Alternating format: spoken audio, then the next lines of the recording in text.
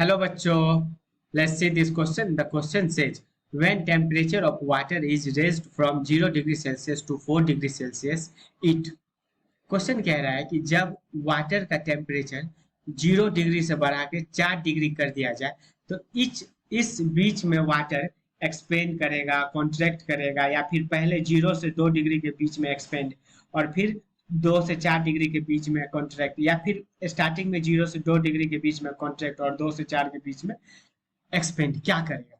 तो देखो पहले इसका की कॉन्सेप्ट अपन समझते हैं।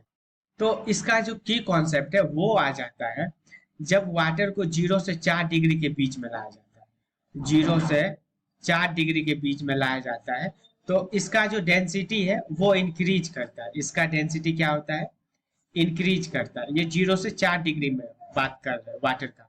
वही है जब 4 से आगे जब बढ़ता चला जाता है 100 डिग्री, 200 डिग्री, 300 डिग्री, ठीक है, तो इस बीच में इसका डेंसिटी क्या होता है, इसका डेंसिटी डिक्रीज होता है, डेंसिटी डिक्रीज होता है।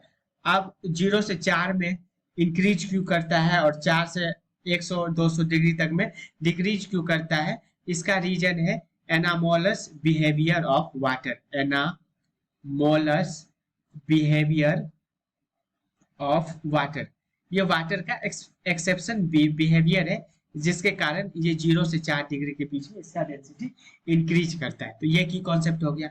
अब आया बात कि की कॉन्सेप्ट डेंसिटी इंक्रीज करता है तो इससे कॉन्ट्रैक्ट या एक्सपेंड का क्या रिलेशन है।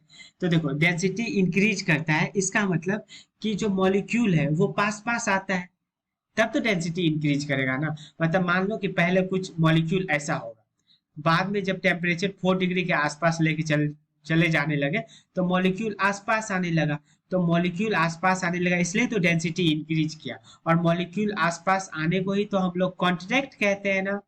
तो इसलिए इसका आंसर हो जाएगा contract. Hence option number B is the correct answer. Hope you understood it well. Best of luck.